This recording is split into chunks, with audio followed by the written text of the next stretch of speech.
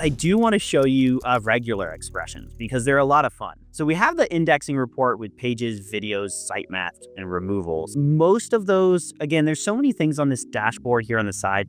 Most of them don't matter, right? So what really matters is overview and page indexing. Overview shows you on-page stuff, so performance really. Indexing shows you how Google is indexing and crawling your website. And if we go into the performance report, we can do something pretty cool, which is that we can add a filter to find just certain types of keywords or types of pages. Because we have right here, we have 1,000 keywords, tons of keywords here. We can add a filter and click query. And under this filter, we can click queries containing and we can do custom regex. This is regular expression and we want to say matches regular expression.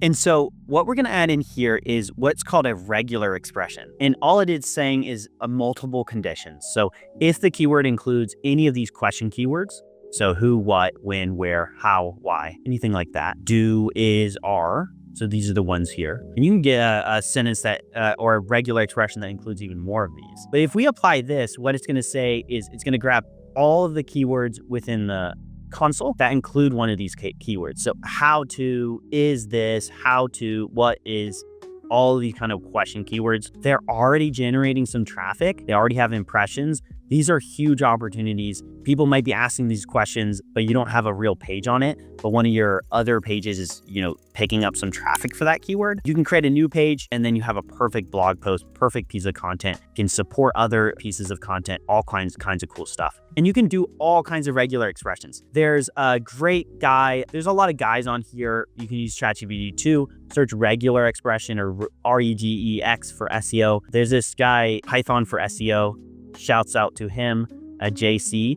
He has a really good guide here on how to use regular expressions too. And Google hit him pretty hard as well.